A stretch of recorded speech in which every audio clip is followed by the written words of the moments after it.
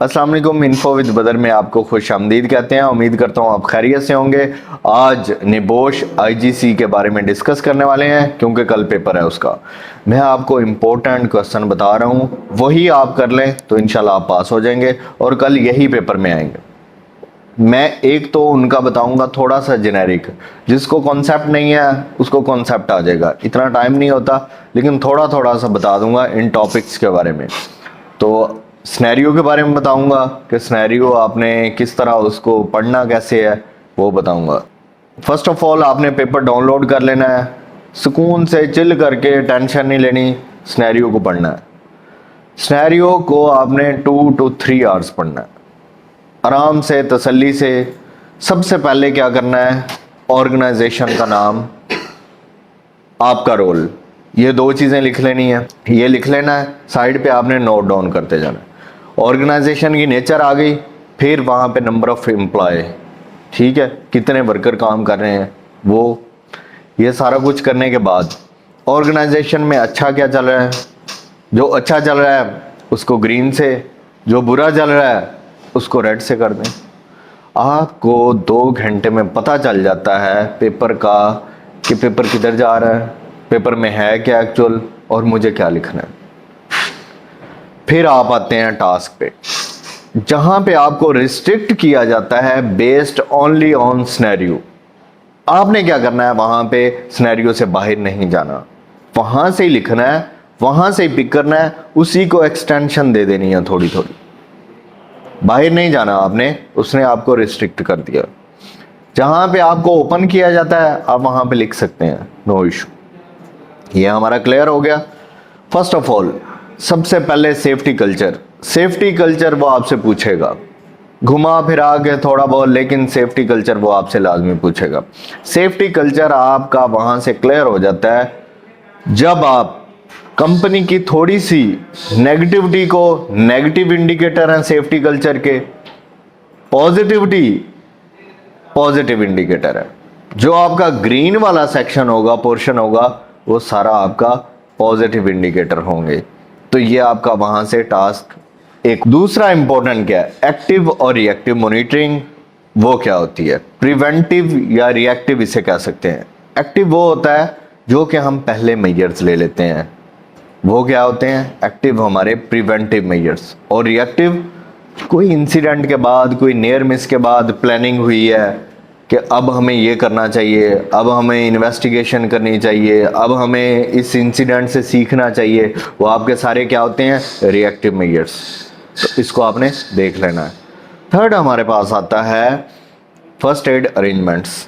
First aid arrangements किस तरह की होनी चाहिए, कैसी होनी चाहिए, कोई पर्सनल है, उसकी ट्रेनिंग है नहीं है, ये सारा कुछ उसमें आ जाएगा आपका।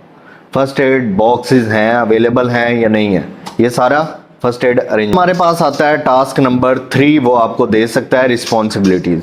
रिस्पॉन्सिबिलिटीज वो पूछ सकता है एम्प्लॉय, वर्कर्स, मैनेजर्स, जो ऑनर हैं, कॉम्पिटेंट अथॉरिटीज, उसकी पूछ सकता है। तो आपको रिस्पॉन्सिबिलिटीज का पता होना चाहिए।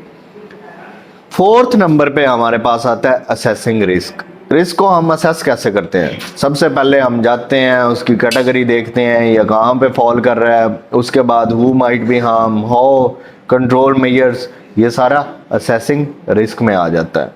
ठीक है, इंपॉर्टेंट टास्क है ये लाजमी आता है। इंसिडेंट, एक्सीडेंट, नियर मिस, ये तो आपके पास होना चाहिए। इंसिडेंट क्या होता है, जब भी कोई फर्स्ट इंफॉर्मेशन आपको मिलती है जहां पे आपको पता नहीं होता कि कितना लॉस हुआ है, क्या हुआ है, वो इंसिडेंट है।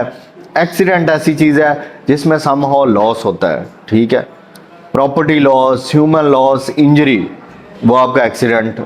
अगर बाल बाल बच जाना उसे नियर मिस कहते हैं।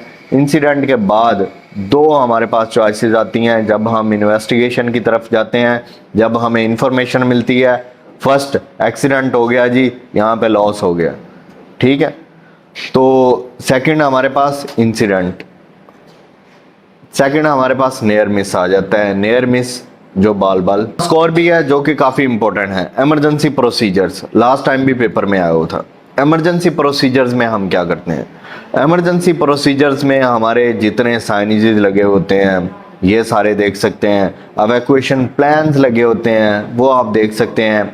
इमरजेंसी प्रोसीजर्स में ERT होती है, इमरजेंसी रिस्पांस टीम होती है, वो एक्टिव होती है। इमरजेंसी इक्विपमेंट कौन से होते हैं? जितने भी हमारे फायर एक्सटिंग्विशर हैं, जितने हमारे फायर अलार्म सिस्टम हैं, जितने हमारे हाइडेंट हैं, ये सारे किस में आते हैं? इमरजेंसी इक्विपमेंट में। ये साइनेजेस जितने हैं वो इमरजेंसी प्रोसीजर्स में, क्योंकि ये हेल्प करते हैं। फर्स्ट एड अरेंजमेंट्स प्रॉपर हैं in case of any emergency आपके पास है क्या?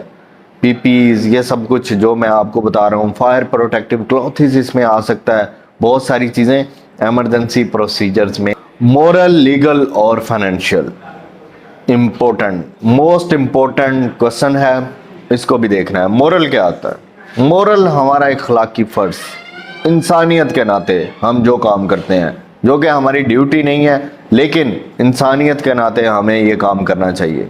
लेट्स सपोज यहाँ से मैं रूम से जाता हूँ, ये मेरी ड्यूटी नहीं है एज आ मैनेजर कि मैं इसकी लाइट्स ऑफ करूँ, या कहीं पे वाटर लीकेज है तो मैं वो टैप बंद कर दूँ या इसकी लाइट बंद कर दूँ। हम एनर्जी सेव करें, हम लोगों को बचाएं, ये जितना भी हमारा इखलाकी फ़र्ज़ है। अगर रोड ख़राब है, अवेयरनेस मैसेज देना है जो कि ड्यूटी से हट के होता है, फोर्स नहीं किया जाता है, ये क्या है? मोरल। उसके बाद लीगल। लीगल क्या होता है? लीगल हमारा ये होता है कि जब भी एक रूल बना दिया जाता है, ऑर्गेनाइजेशन में रूल बन सकता है, under government country wise rule बन सकता है। अगर हमारी ऑर्गेनाइजेशन में स्मोकिंग पे 5000 फाइन है, ये क्या है?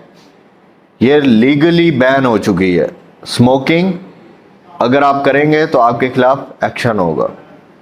अगर मैं हेलमेट नहीं पहनूंगा तो मेरा चालान होगा। तो ये लीगली एक कानून बन जाता है, ठीक है। जब हम उसको ब्रीच करते हैं तो वो सेफ्टी से अगेंस्ट चला जाता है। जैसे अगर आप एक बिल्डिंग बनाते हैं, उसका NOC जारी होता है, अगर वो बिल्डिंग में आप उसके मुताबिक वो चीज़ें नहीं देते हैं, इमरजेंसी एवैक्यूएशन प्लान नहीं रखते, अब जो DHA में है वो क्या है कि फायर अलार्म सिस्टम बहुत ज़रूरी है, ठीक है। तो जब भी आप इलीगल काम करेंगे तो सेफ्टी एक्शन में आएगी। लीगल आपको समझ आ गई है। उसके बाद हमारा थर्ड फाइनेंशियल। फाइनेंशियल को क्यों सेफ्टी देखती है? फाइनेंशियली अगर हम सेफ्टी को बाईपास करते हैं तो हमें लॉस होता है। मरी इंसिडेंट हुआ था, वहाँ पे देखें अगर मिसमैनेजमेंट थी तो बहुत सारे जहाँ पे जो है वो एक्सपायरीज हुई हैं, लोगों का नुकसान हुआ है। बस हमारे पास आ जाता है डायरेक्ट और इनडायरेक्ट कॉस्ट क्या होती है। डायरेक्ट कॉस्ट ये होती है कि ये बॉटल है, इसकी कॉस्ट है, लेट्स सपोज अगर ये ब्रांडेड है, क्वालिटी वाली है, इसकी कॉस्ट है 40, ठीक है। अगर मैं क्या करता हूँ, इस बॉटल को ये मार्केट में अवेलेबल भी होती है, 20 वाली भी मिल जाती है, 20 रुपीज़ की भी मिल जाती है, तो मैं क्या करता हूँ, कॉस्ट पे कॉम्प्रोमाइज़ करता हूँ, ठीक है। उसके बाद ये पानी ठीक नहीं रहता, मेरे हेल्थ इश्यूज़ आ जाते हैं, ठीक है, और मसाइल आ जाते हैं, उस पर एक्स्ट्रा कॉस्ट आ जाती है, मेरा मेडिकल ट्रीटमेंट हो सकता है, मुझे जो है वो कोई बीमारी लग सकती है, तो वो क्या होती है? इनडायरेक्ट कॉस्ट, जो कि मुझे पता नहीं होती। हम एक बिल्डिंग बनाते हैं, अगर देखें उसकी वॉल है, उसकी रूफ है, प्रॉपर क्वालिटी वाला मटेरियल नहीं लगाते, ठीक है, उसके बाद कुछ टाइम के बाद बिल्डिंग जो है वो गिरना शुरू हो जाती है या लीकेज शुरू हो जाती है, वो क्या है? इनडायरेक्ट कॉस्ट है, जो कि हमने मेजर्स नहीं की थी, जो कि हमने कॉम्प्रोमाइज़ कर लिया है। तो डायरेक्ट कॉस्ट जो होती है वो हमें नज़र आ रही होती है। आइसबर्ग मॉडल पढ़िएगा, आपको मज़ीद भी पता चल जाएगा। अगर कोई भी आपका सवाल है तो आपने कमेंट सेक्शन में ज़रूर बताना है, हम आपकी सपोर्ट के लिए अवेलेबल हैं। आई विश इंशाल्लाह कि सबका पेपर बहुत अच्छा होगा। और आज के लिए इतना ही, फिर अगली वीडियो में हाजिर होंगे। अपना ख्याल रखिएगा। अल्लाह हाफिज़। हो जाएगा कोई भी।